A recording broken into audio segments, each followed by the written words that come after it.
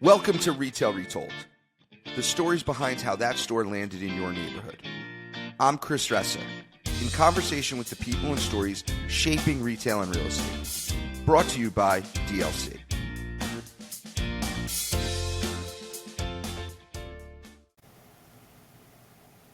Welcome to Retail Retold, everyone. Today I'm joined by Guy Morris, longtime friend and legend in the retail real estate industry. I'm excited for you to be here. Welcome to the show, Guy. Legend because of my age. I don't think Thank you for having me, and thank you for recognizing my longevity. Guy, many people in the industry know who you are. For those who don't, can you tell us a little bit about who you are and what you do? Well, I don't get to do this too often, but I actually was in advertising for a short while out of college. This is my Clio Award that I rarely, if ever, get to show off. Oh my God. But about 4 years into advertising, I decided just to take a course at night over the summer in real estate. And, actually, it was the chairman of the general counsel of Renato taught the course. And it's like a lightning bolt hit me that this is what I should be doing, not selling packaging, which it was a tough product to sell. I got a job from, I think it was from Nabisco.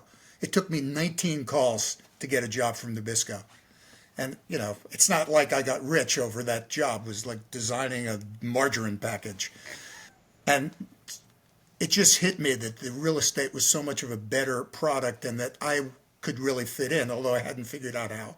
So I resigned halfway into the course, Wow. gave them notice of about 3 months, and then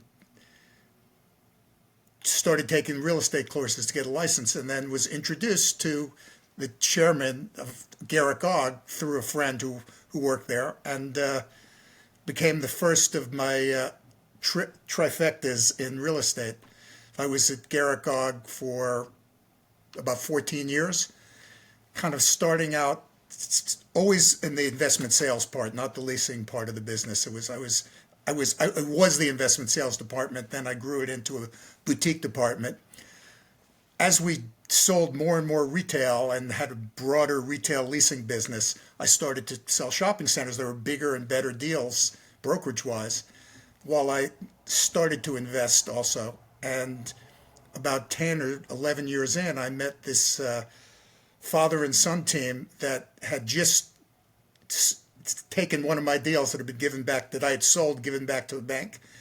And I met Stephen Adamifshin, who became very friendly with and worked on a lot of deals. And as he started to feel his oats, our friend and partner and boss invited me to sort of do what I did, but my brokerage would become equity in the deals. And it was a nice situation.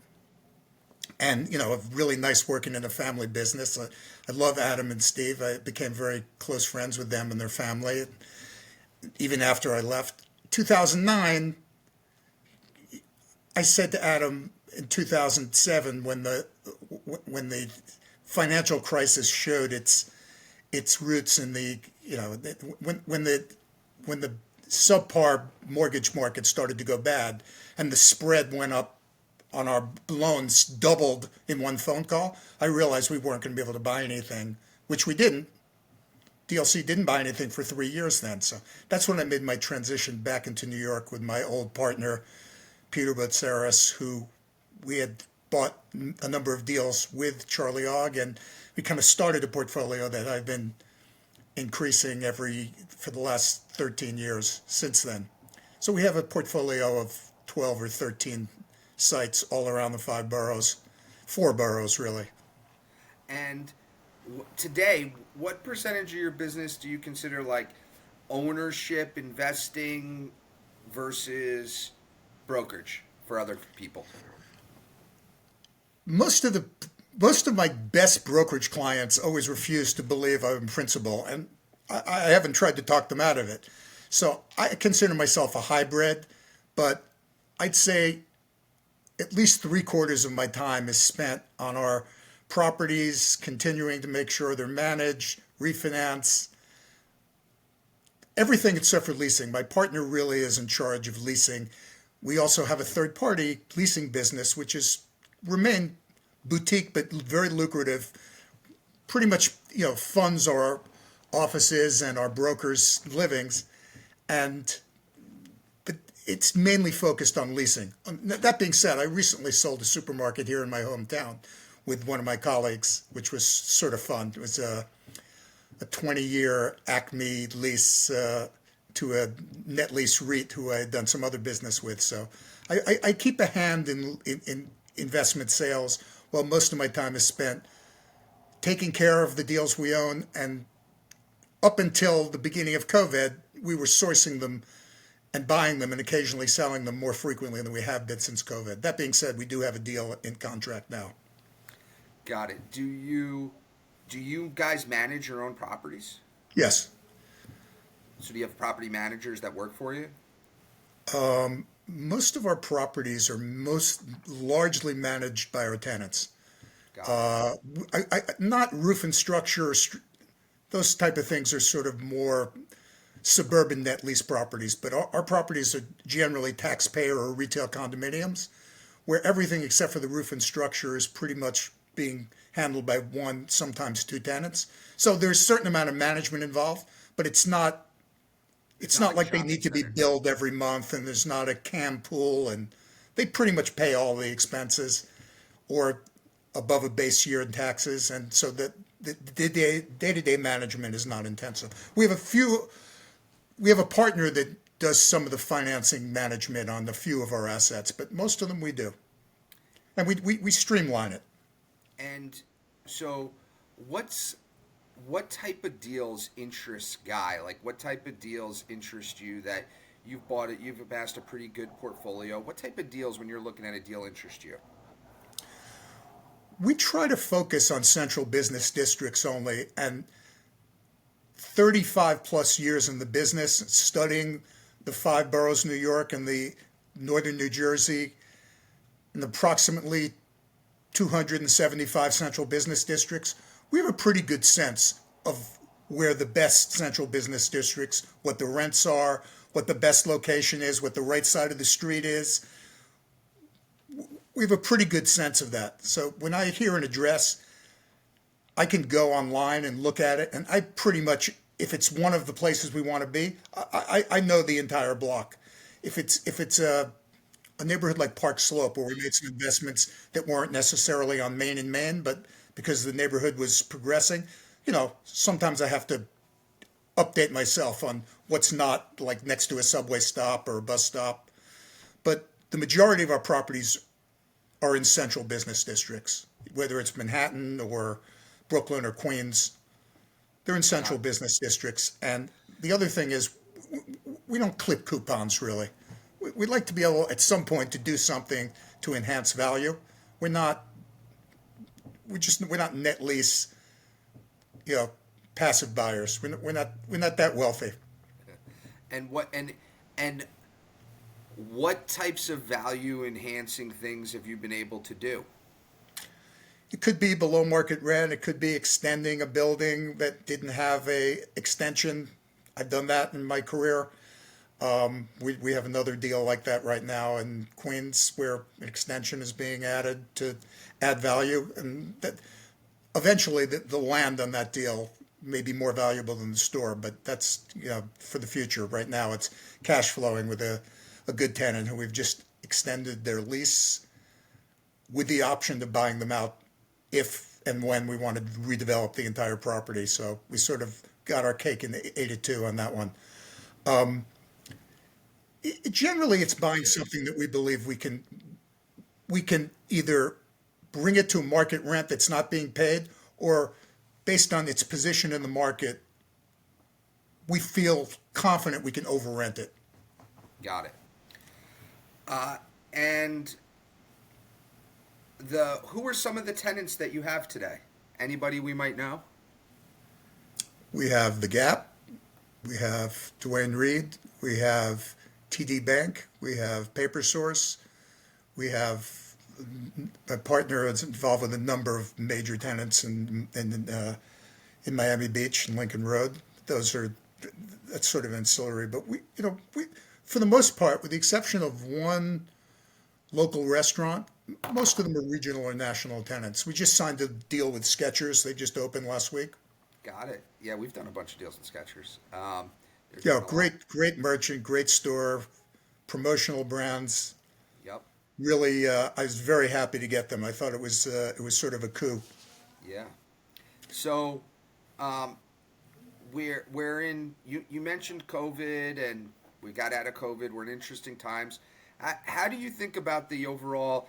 You're as plugged in as anybody I know. What do you think about the retail real estate landscape today?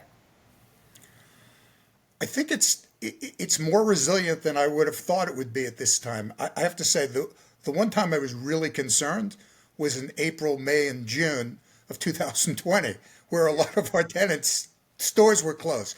We had just redeveloped a building, added $1 million in NOI from the time we bought it, and more than half of the building was rented to a gym. And they closed for 5.5 months because every gym in the city did. There are times we're really concerned. Fortunately, we were able to work with them. When they reopened, we were able to sell that asset, at sort of when interest rates were still 4%.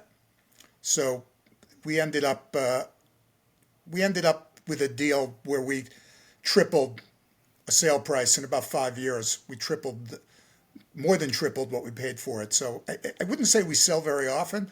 In that case, I thought that was a really good trade. Wow. Yeah. I know a center. Lawrenceville. We had a. I bought at Lawrenceville. I It's one of my know. first deals for DLC. I know. We had a. We had LA Fitness open on March 13th and close on March 14th, and it was a turnkey out of the ground gym there. I remember. So yeah, that I was remember. crazy, but I get the report every quarter. I'm a partner in that deal. No, and I so thought it was a coup that we're getting LA Fitness. A coup. I mean, that was like a sort of almost a throw-in part of the property on a pad. yeah, and well, fortunately, it all worked out. COVID ended, and gyms are still alive, but that was concerning for me. We've had that DLCs. I still say we for DLC. I love it. My little bit of my heart will always be with you guys. I love it. And I was a mentor, an early mentor of yours, if I'm not mistaken. Absolutely, 100%. You certainly were, guy. You certainly were. And Um, and and I still have what $2 bills that used to one give of me. my most accomplished mentees. Thank you. Um, the So it's been resilient. Uh, do you think that the we've had this lack of supply and significant demand? Do you think that imbalance is going to stay for a while? Well, remember, I don't live in the shopping center business like I used to on a Yep. daily basis. I've kept my hand in it. I still have lots of contacts. I still go to ICSC to keep my brand alive. But the fact that so little was built over the years, right before and after COVID, I think has kept the supply demand curve in favor of the landlords. The other thing is, you know, Amazon and Amazon-like businesses have changed who populates the shopping centers. The butcher, the baker, the candlestick maker have taken over for a lot of national chains that have a different balance of what they do online and what they do in bricks and mortar. The, and I think that the shopping center business has moved in that direction, where maybe you don't have the same credit profile among shop tenants as you once did, but you have a lot better kegger with a local tenant who's getting yearly increases. Am I right for the most part? Yeah, and we have what it did was while the corporate entities on a small shop basis might be less, but the diversity and volume of tenants is significantly higher. Now, franchising has definitely been a catalyst of that. You know, the moment someone gets some traction today in any physical business, they try to franchise it, and that's been a boon for the retail real estate industry, and it's enabled other businesses to scale without having to put in the amount of capital that some corporate entities do. So I think it is a positive.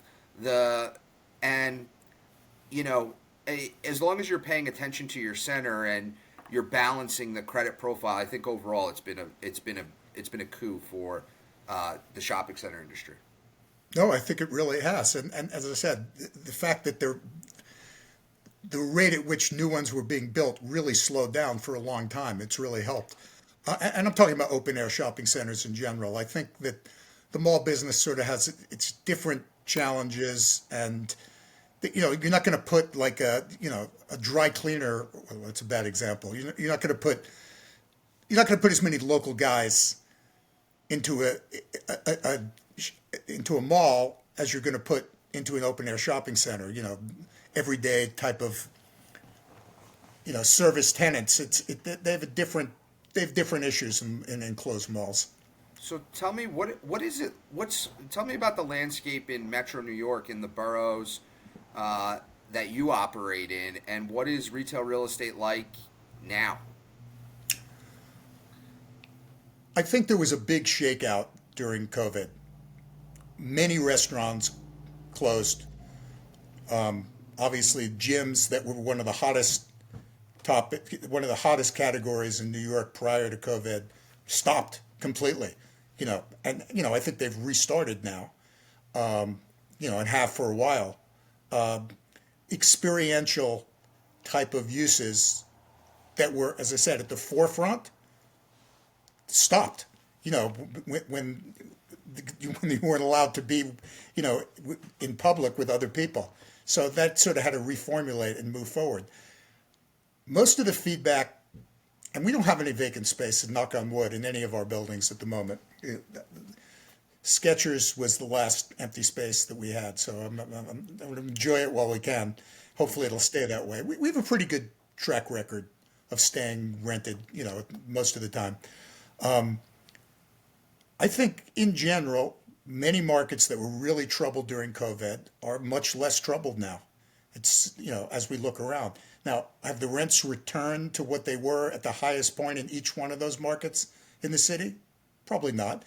One of the things we noticed about the boroughs is as more people had more days of virtual work, some of these neighborhoods actually were helped by people being at home more and shopping, doing more of the shopping and eating in their neighborhoods. Maybe they didn't go out quite as much as they would if they were in the city, going out for lunch, from their office. But the year after, or actually a few months after COVID, we tracked with Placer the traffic in one of our Gap stores, and the traffic was higher in 2020 in August and September than it had been in August and September of 2019, before COVID. That's a while ago. It's not exactly, those aren't the same kind of metrics that you find now. But in general, I think that the neighborhoods were not hurt as much as Manhattan, where people started working virtually, regularly, anywhere from 1 to 5 days a week. From the capital market side, is New York City as competitive, less competitive, more competitive from a buying perspective than it was pre-COVID? It's always more competitive in New York. You know that. Always more competitive. But the landscape is different. You have two in particular very distressed, or areas with a lot of distress. One is the rent stabilized, largely or all rent stabilized apartments, because the laws are changed where instead of the tenant having the rights to renew, the apartment keeps the rights. And, the landlord can't fix up and jack up the rent. It's, unfortunately had some unintended consequences, because a lot of the space remains vacant because it's too, you, they don't have enough money to renovate the apartments, and they choose to keep them vacant, hoping for the laws to modify in some way. It's hard to say exactly why they keep them vacant, but in some cases they don't have the money to do it. And also, B and C offices are really struggling still. Just interest rates higher, occupancy lower, trouble ensues. Now, the really new best buildings where the best developers and most capable and financed rent landlords will do the build outs. Those buildings, the A buildings, are doing fantastic, and the vacancy is very low. I mean, I never thought I would say this, but in in on the west side, the vacancy rate is less than 10%, or less than 8% of the offices in Hudson Yards. And those office buildings are new, no columns, environmentally friendly, and people will pay for that kind of space. The interesting, if you think of a building like One Vanderbilt, this beautiful new building next to Grand Central Station, very commutable, green in every way, no columns, fantastic views. $250, $300 a foot for sort of a medium, small size space on the upstairs. Across the street, the Lincoln Building, which is also next to Grand Central, you have a hard time getting $75 a foot. It's across the street. Got it. Wow, that's fascinating. Yeah, B and C office have struggled. And from our when you're looking at like deals for your retail deals in the neighborhoods in and around the boroughs, are are the same players chasing them that were before COVID? Is there new players? I mean, some people were more aggressive before, but I think in general, I've been through four down cycles since I've been in real estate. Four up and down cycles. There are always more buyers than sellers in the New York market. From my perspective, when money was 4% and they were asking 6 and 7%, and maybe you could do a little better, there was more potential. There was more room to make a deal with spread. Now I see cap rates on the ask of the type of things we buy and interest rates being pretty similar. So that spread is gone for the time being. The money basically got 250 or 300 basis points more expensive, and cap rates went up 50 to 100 basis points. I know the whole theory that when interest rates go up, cap rates go up, really hasn't held the water. Well, it's Like, been sticky. It's been sticky. It's been yeah, sticky. I wouldn't say they haven't been affected at all. And in different product types, it's different. sure, I mean, power centers got very, discounted for a while. Probably to a certain degree still are. but not as The much best as money. assets, The cost of money went up. but the best assets, the best supermarket, A demographic anchored centers, the cap rate varied less. What I noticed years in the business selling like A shopping centers to institutions before I was a Garrett, the list of what they could buy when the market is tight it shrinks so much that they're willing to pay more just based on supply and demand. So the cap rates didn't change as much, even when the cost of money went up a lot. Are It never changed that much on the best supermarket anchored centers. are you seeing deals in the city trade at negative leverage? Retail deals? Absolutely. Wow. Not everything, but plenty of stuff. I just got offered a deal today. Pro forma. There's no tenant in the building. Actually, there's a dark tenant that's got a year or two left. They show the pro forma on the brokers at about 4.6 pro forma cap rate on the ask. Pro forma, not in place. I Oh said, man. call me when the guy drops his price in half. It's just like a few hours ago. No, that's an extreme. It's an extreme situation, but still. But so when that happens, what I'm curious about is, are people is someone gonna pay it? And maybe not that No, extreme, but is not someone not going that, to? not that. But is someone going to pay something that doesn't make sense? There's 1031 guys. There's guys with other property in the neighborhood. There are guys who, you know, are trying to build up their Portfolio. invest in one area. I don't think they're going to pay anywhere near that kind of negative arbitrage. But hey, DLC sold some net leases at below the cost of money because people really wanted, whether it, you know, Chick-fil-A or McDonald's or some of the other ones that trade at negative leverage regularly. Generally to 1031 buyers. Sure. 1031 buyer is all cash.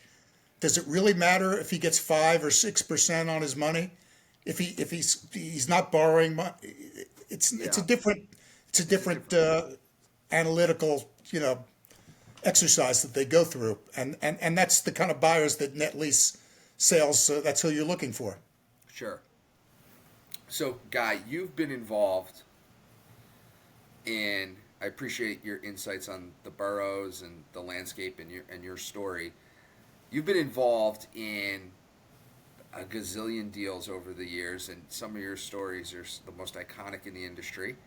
Um, can you tell us about one of your favorite deals that you've worked on? I think people would love to. Buyer or broker? Doesn't matter. You tell me. I You think the didn't. most interesting deal was as both broker and buyer in Manhattan, Okay, let's hear it. Lower Manhattan. Uh, it was a building owned by an optical chain that was selling because their stock was sort of in trouble. They wanted to show a profit. So, and I didn't have an exclusive, but I got a brokerage commission, but invested in the deal with someone today is that it's a household name in retail. We paid $1 million for the building with 100,000 cash. Oh my God. The next year, the company was in worse trouble and took 450,000 for their $900,000 mortgage they took back, Holy cow. discounted by So 50%. so back up for 1 second. So you were the broker and you said to them, I'll buy it. I got a partner, we'll buy it. You No, guys no, hold the note. the buyer let me into his deal. He The actually buyer let needed you to in. raise the equity, and The buyer I, let I you got promoted on it. the buyer okay. The I got buyer let promoted as an investor. I got promoted, but we also, Garrett Gog also got a commission on it. so you invested in the deal I and did. they provided seller financing to the buyer. 900 of the $1 million seller financing that they sold us for And 450 so the next year. and was it a sale leaseback? Is that what they did? Yes, yes, it was Okay. a sale leaseback. It was It, a very low rent though. It was a low rent and a low interest rate on the mortgage. That it was the money was being made in the future. We weren't getting a great cash flow initially. well, yeah, you borrowed at 90% LTV, so or L Exactly. right, so you're Yeah, not gonna have a with, ton of with, with cash. no closing costs, no appraisal, No appraisal, no closing costs, no and environmental. No, we did no. do an environmental. So you did do an Well, we, environmental. we, we Okay, needed the next year, the 450 we didn't put up in cash either. We borrowed the money we borrowed that. so you borrowed the money to pay off. The So it's only like a cash refi. that ever went up was the first 100 grand. So it was like a refi. You did a refinancing of the deal. You refied out. 900 for 450. Amazing. So now Whoa, you're whoa, whoa, whoa, whoa. We're just getting, how much time do we have? I've got a lot. Keep going. Okay. Keep going. So the company then went bankrupt. And if I remember, they affirmed the lease, but the rent went up. The rent went up, not to a huge rent, but it went up. Okay. So just the more interesting part is about 10 years later, some people who wanted to convert the upstairs moved in sort of as live work. And actually, a couple of bad actors. Our tenant had a net lease on the building and brought in some kind of like a gypsy upstairs and became like a squatter. That was really nasty getting rid of them. We had to pay them to live. But the people who moved in, legitimate live work, wanted to convert the building to co-op or condo upstairs. So we sold them the second through the fifth floor only, just the second through the fifth How many floor. floors was the building? 5 floors. Okay. Second to the fifth floor at a very attractive price in 2001, about 3 weeks before the World Trade Center incident, 9/11. Right around the time Larry Silverstein leased the World Trade Center, we signed the deal. So 3 weeks later, from the roof, they saw Tower 1 fall from the roof of our building. Oh my It's God. like 2 blocks away. Wow. Now, we sold it to them for $2.5 million, the upstairs. And we did a we bought a CVS with zero cash flow, so 94% of the 2.5 million we got back in mortgage proceeds, tax deferred, and then the CVS, we just have, which in 2 years will be paid off. It was a self-liquidating mortgage. We've already been offered 2.5 million for the CVS, recently. But there's a bad tax problem on that, so we're not going to sell it so fast. High Wait, wait, tax wait, wait. problem, though. Not finished. Oh my God. About 7 years after that, when we had condoed the building, we held on to the air rights above the fifth floor. Oh my God. So development site to our east got put together, and that guy wanted to go up, 40 floors. So we sold him the air rights above the fifth floor for $7.5 million. Oh my God. Oh my God, guy. But it still hasn't been developed. Things change downtown. You So guys keep going. we still we still have the CVS. I'm not sure what's going to happen with that. It seems like the only way to sell that. The mortgage is not quite paid off, so and it's a zero cash flow with a rent holiday. So in a few years, we'll see what happens there. And they have 10 years of renewal options, but it's a ground lease, and the store does over $11 million. The CVS. Yeah, Where is the it's in CVS? Kentucky. It's Okay, outside of Cincinnati. got it. So, Also, the guy on the other side of us, because there's a development site, was going to, and this is not happening, was going to pay us $3 million to cantilever over our building. Because even though we sold the air rights, we didn't sell all the air and light easements. So it's the gift that keeps on giving. so do you Oh no, I still? forgot one thing. We have a tenant in the store. We So still you own the still? store. That's what I was gonna say. You still own the store on the first Yeah, floor? the tenant pays us a lot. So you put in 100 grand. You took out a mortgage with the seller who was the optical chain for Purchase money 900. mortgage. 900. You then refi them out for 450. Right. You sell floors 2 through 5 right before 9/11 for 2.5 million. You take They got that a great money. deal. They got a great deal. You 1031 that into a deal, a zero cash flow self liquidating mortgage in Kentucky with a CVS, while still owning the first Well, so floor we got $2 retail. million in mortgage proceeds. Yeah, and you got $2 million Cash. in mortgage. You cashed out. You got $2 million in mortgage proceeds. Oh my God!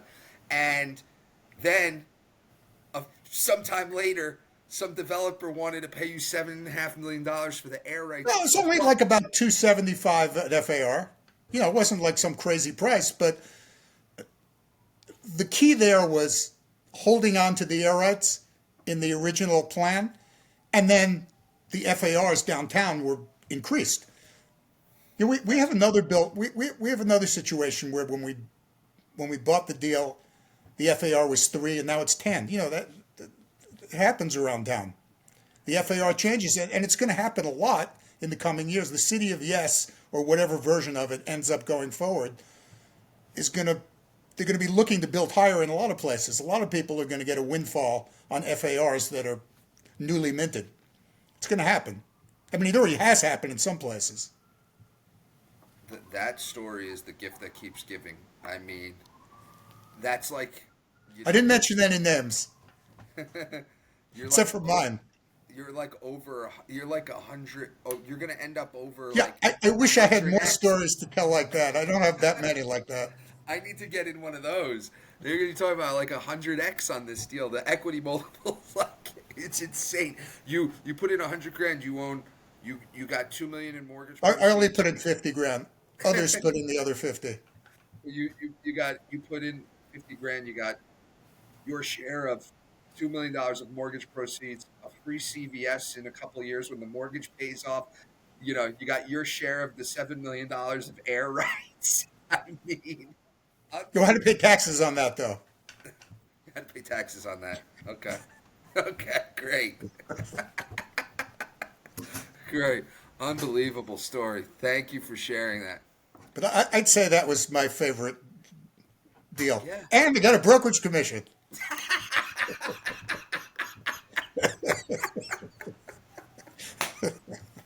On which deal? On all of them? Did you get one on? No, Did no, you? no, no, no, no, no. I didn't charge them. I didn't charge my partners for all the other. Because I did sort of mastermind most of the deals.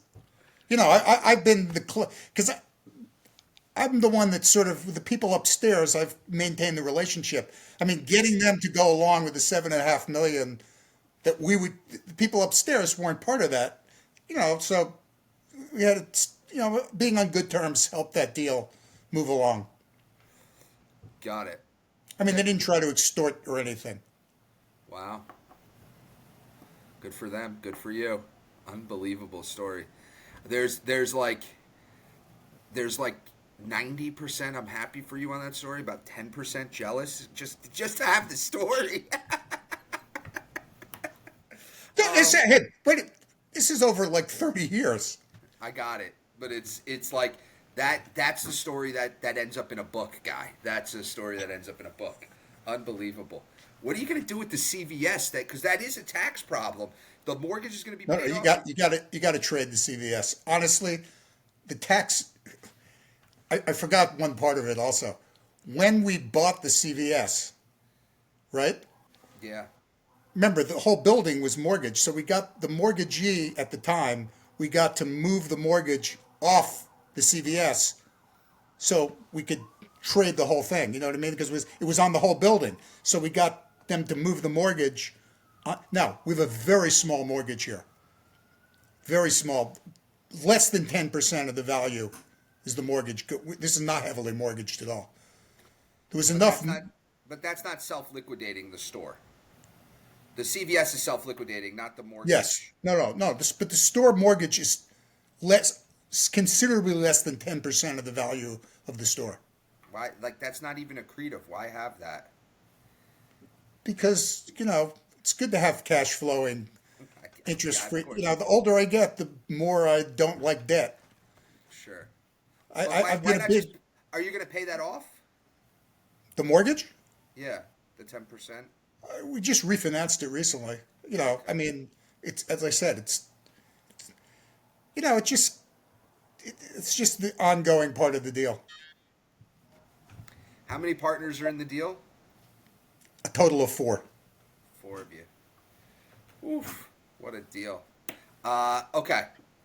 Guy, unbelievable story. Thank you for sharing that. You blew me away. Yeah, you'll have to edit some of this out, of course. We will. Blew me away. All right. I want to bring you to the last part of the show. I've got 3 questions for you. Are you ready? Yep. Question 1. What extinct retailer do you wish would come back from the dead? I thought about this. Definitely Toys R Us. My first job in advertising, our client was Toys R Us. I kind of learned how to be a business person, and they were a darling of the retail business then. They were still, it was the children's bargain town. It was the whole idea of taking an everyday retail experience and blowing it up into the box. It was one of the earlier, it was on one of the earlier versions, before Staples and some of the other, and then, well, it's kind of a contemporary of Home Depot, may have been even a little before. Home Depot came in and basically took the business away from every other giant hardware store. Just they just outperformed every one of them, and they kept selling out to them. But Toys R Us, near and dear to my heart. Jeffrey was invented by my first boss's brother, who was in advertising. Jeffrey the giraffe. I do know the giraffe. Yes. So I have a very warm, and it's too bad because Toys R Us they kind of missed the boat on video, and Christmas was everything in the years of Toys R Us. As it became more of a seasonal thing that you could buy video games online, they couldn't consolidate the business enough after that. There were too many ways where toy or entertainment money was going out of the store into other ways to purchase time spent playing games. It's video games were kind of the undoing of Toys R Us, if you ask me. Because they're fantastic real estate guys too. Their real estate was great locations, very inexpensive, relatively cheap rents. It's very good, really good real estate guys. Okay. Question two. What's the last item over $20 you bought in a store? Well, I happen to know, but it was a group of items. I spent $32 on kombucha yesterday. Does that count? Yeah. I mean, it wasn't one bottle. I was gonna say. I said to myself, "Whoa, $32 for kombucha." Oh man, that's a lot of kombucha. Okay. It actually wasn't that much. That's a problem. Okay. Last question, guy. If you and I were shopping at Target and I lost you, what aisle would I find you in?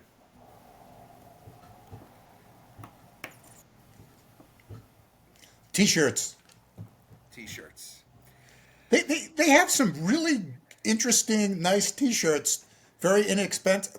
I don't have any room for any more T-shirts, but I've noticed they have a really good selection of kind of cool T-shirts.